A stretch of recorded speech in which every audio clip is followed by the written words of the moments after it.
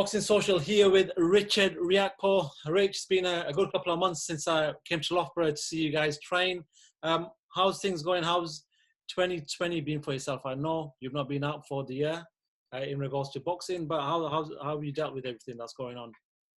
Yeah, everything's been quite a challenge, to be honest. And but at the same time, we have to maintain the lifestyle of a true professional athlete.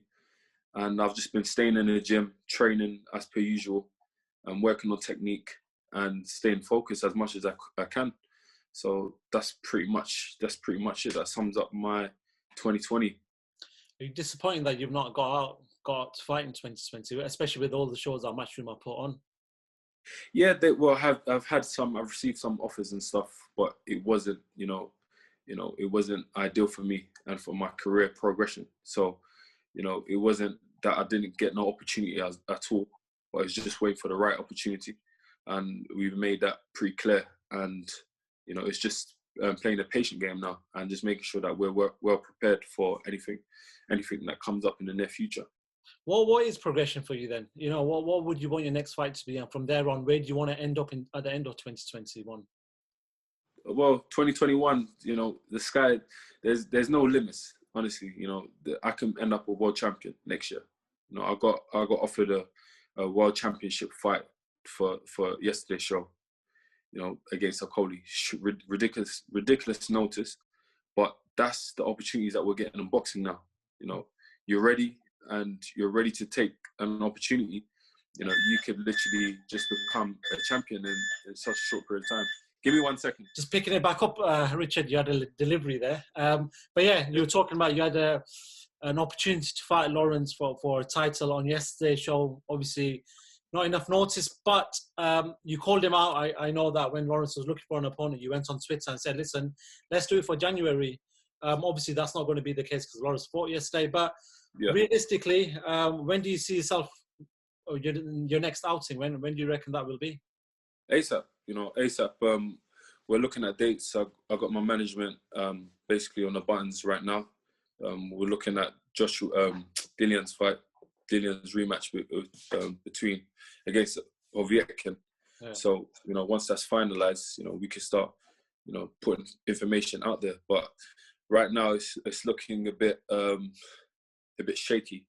Okay. Let's say, they're trying to get confirmation, but there's a lot of politics. Let's just put it that way behind it. But hopefully, they should be able to put that news out, and then we can, start to look forward to a new date where they can see me back in action, and back on that ladder to the world title. You spoke about Lawrence Okoli there, so I want to start off in regards to yesterday's event and talk about his performance against Nikodem Jazuski. What do you make of Lawrence? It seemed to be a lot. Well, before the fight, Lawrence was saying they're trying to eradicate the hugging and the sort of cuddling that Shane McGuigan doesn't like. And it seemed to have done that. What did you make of the performance on the night? I think it was a brilliant performance. It was what he needed to do. He used his range, he used his distance, he used his power, he saw opportunities and made opportunities and took him out. It's quite weird, when he landed a shot, it was almost like it was a glitch, glitch in the matrix. It's so weird. I'm telling you, that's probably a meme today. I haven't checked the social media, but that should have been stopped in the first round. I think the referee let it go on for too long. It's dangerous. It's entertaining, but at the same time, it's dangerous. And we have to kind of focus, think about the fighter's health at the same time, and that didn't look right. Coming in with a week's notice, I don't know if it's 5 days or a week. You're going against real competitors. If anybody jumps in the ring with me with a week's notice, it's dangerous. It's really dangerous for you. And let's just put it that way. We're proper athletes. We're training throughout the year, and you have to take your health into consideration. But listen, he got the job done. I have nothing more to say about that. He did what he needed to do, put himself in a great position. So well done to him. I think at the end of it, Eddie was saying, I think in February, he'll be fighting for the WBO against Glowacki, the fight that was supposed to happen yesterday. With that in mind then, and I know that you and Lawrence are going to hopefully at some point collide your paths and collide your sort of your journeys at some point, because that's the fight that people want to see in regards to two British fighters. Is it a good thing that he's going to be fighting for a world title, and then hopefully at some point you guys can sort of fight it out for that title? Yeah, of course. That's excellent for the division. It's excellent for British boxing. It's putting more limelight, in the UK. And you have to bear in mind all of the best heavyweights, in my opinion, are from the UK, in the world. And then to get cruiserweights that have world titles, that are mixing it for world titles, and everybody wants to see who's the number one cruiserweight boxer in the UK. This is brilliant. With world titles in the mix, everybody knows that we're looking to take each other's heads off. It's just that simple. Both of us want to win. Everybody wants to win. I've never understood athletes that go in there just to get paid and not to actually, actually have that type of drive to actually win a matchup. It doesn't make no sense to me. But, with me, when I think about performing, when I think about boxing, I think about legacy. It's not just the money that drives me. It's all about achieving and really leaving my mark on this game, So at least in the future, I can show my kids, listen, this is what Dad achieved, you could do the same. So I actually did an interview earlier with Lyndon Arthur, and I asked him what he wanted to do in boxing, and he said leave a legacy, leave a name for himself. Exactly what you just said there. I want to talk about Lawrence then in regards to power. We know that one thing Lawrence does possess. People might be critical of everything else, but one thing we know he possesses is pure power. And he showed it again yesterday. And then Eddie Hearn came out on Sky and did his interview and said he'll knock out all the champions. Do you feel like when he steps up to the Bradyses and then boys up there, and obviously Glowacki, that he has what he needs to knock them out? Yeah, absolutely. Absolutely. I think he's got the power. I always, I talk highly of Lawrence Okolie, even though we're rivals. I always talk highly. I definitely believe he does have the power. If he hits you clean, anyone is in trouble. I mean, there's no robots here, and not everybody's got a granite chin like George Joyce. Yeah. But I do wonder though if Joshua landed those uppercuts on George Joyce, would he have still been standing? That's a question. That's a question for the boxing fans. But no, honestly, it's boxing. You get hit with a clean shot, you could be in trouble. 10-ounce gloves. When I spar, when I hit the bags, I use 20-ounce gloves. If people have seen my fight with Sam Hyde, down in the cars, land one shot, clean. It's game over. That's all it takes. Just one clean shot. And I don't think I even really turned my hips into that shot. But that's what we're talking about here. And just against these guys that are, like Maris Breedis and stuff, it's just the same. It goes for them too. I land a shot against any of them clean. That's it. It doesn't even have to be clean. It could be partial, but in the right place, it's going to be curtains. But landing a shot, is a different story. It's one to say it, but to do it against real competitors is going to be really hard. Or let's just say landing a shot flush on one of those elite opponents, it might not be that easy.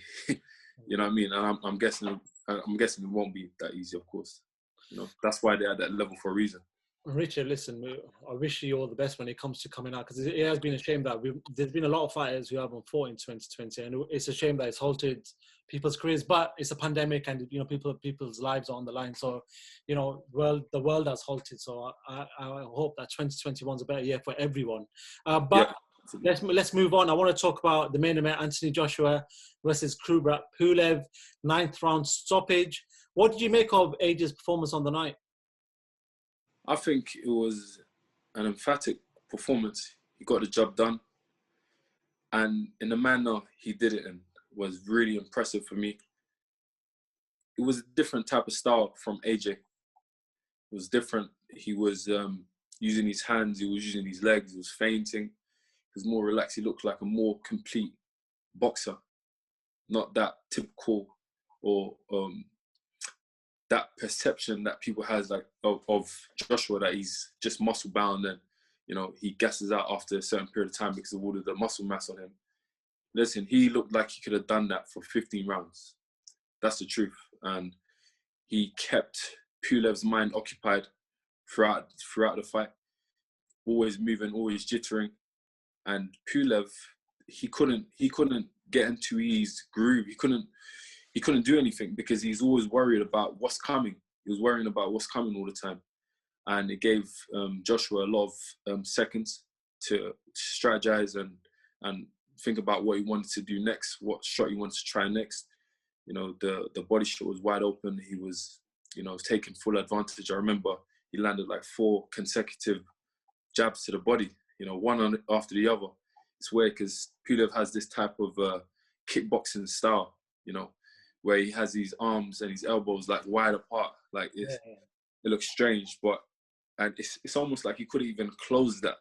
He couldn't even block a shot from the body, But yeah, I think it was an amazing performance. He showed aggression, and I think everybody was waiting for that. Everybody wanted to see that type of Joshua back in the ring. They wanted to see him show that aggression, that killer instinct that all these great heavyweight champions have shown in the past. And he showed that yesterday. Really great shot selection. He threw the jab, then the uppercut, then darted round to the right, and then threw another one. You can see he's on a level. He's on a really good level, man. So props to him. Props to him. I was actually going to ask you that. I was going to ask you if that killer instincts, we finally got to see that old Joshua again, because it's been a good couple of fights since we've seen that. The last fight he fought in Ruiz, he sort of moved about, was on his back foot, jabbed his way, and just won the fight cleverly. Obviously, the fight before that, he lost to Ruiz. So watching this Joshua was watching a bit of an older Joshua mixed in with his new skills that he's learned. But them power shots were deadly, man. Like we just spoke about the uppercuts there. They could knock a lot of people's heads off them. Listen, he's won a lot of fights off throwing that uppercut. Yeah. All that led to the defeat of a lot of guys. In the ring, that uppercut, man, that's probably one of his best shots, if not his best shot. And it's crazy because you don't really see it coming. And especially when you're focused on like a big right hand straight or right hand cross coming through. Then next thing you know, you get jabbed, then an uppercut, and he's standing with the uppercut. It's a lot of power. You take that shot. If it could be curved if that lands. But listen, let's give Pulev some credit. Yeah. Let's give Pulev some credit because he showed what boxing and this fight game is all about. Warrior spirit, pure warrior spirit. And I have respect for Pulev now. And it's funny because I spoke about this on another interview. They were talking about in a press conference how he derived from this Thracian ancestry. Basically, essentially, they're like gladiators, and he's trying to maintain this legacy of his ancestors, of his people, and he showed it in the ring. He showed it there, and I had a good feeling that he would show it, and that was probably based off that the fight with Vladimir Klitschko.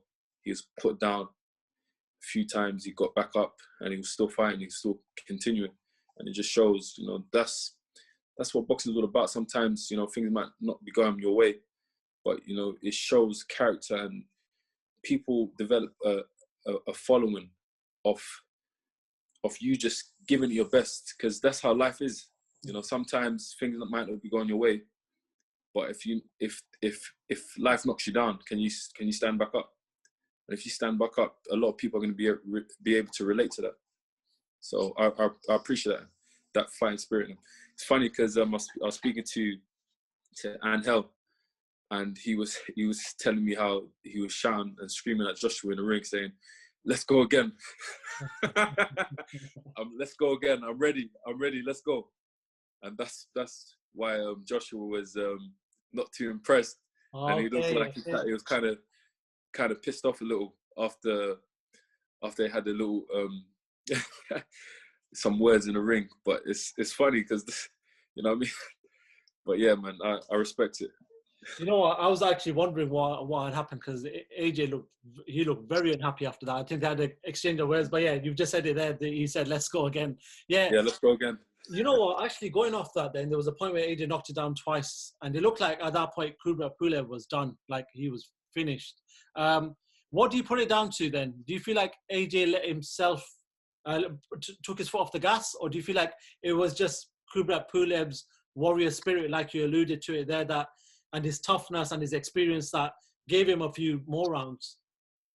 Yeah, I think it's his toughness that gave him a few rounds.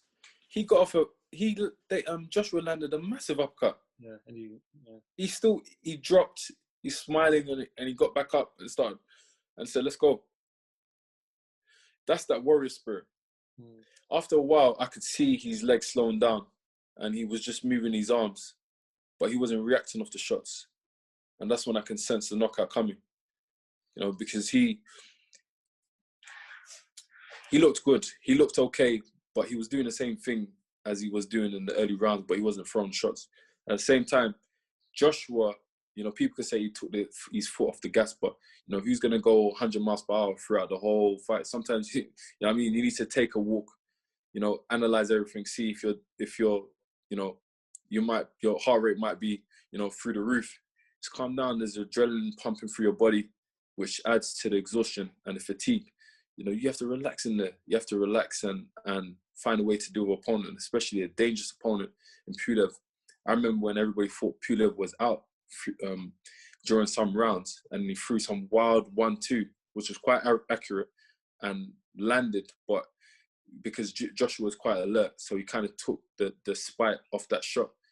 But if he wasn't switched on, who knows what damage that could have done to Joshua. But I think it was just a smart, intelligent and strategic way of boxing. And some people will definitely perceive to be him taking his foot off the gas, but I think it's just very intelligent. Just one more question on Joshua then. Obviously, the big fight that everyone wants to watch, I'm sure you want to watch it, I want to see it, is Tyson Fury, Anthony Joshua in 2021. Going off that performance, Rich, how do you see that fight playing out? That fight is that's going to be a close fight. Okay. When people discuss that fight, I always go back to lifestyle, championship rounds and lifestyle. I believe it's going to be very close as the fight goes on. It's going to be hard to split some rounds at times. Both will be successful, but then it's going to get to those late rounds. Have you got the stamina in the tank? Have you been having those early nights? When you had time off during your fight, time off after your fight, what was you doing? Was you staying up late? Was you eating well? Was you looking after yourself? Was you indulging in the pleasures of life too much? And that's what I base it off. And the fighters that have been conducting themselves as true athletes and living the life, if I was a betting man, that's who I'm going to put my last bit of money on. That person there, because this is a real close fight. It's plain to see Joshua is a very talented fighter, and Tyson Fury is.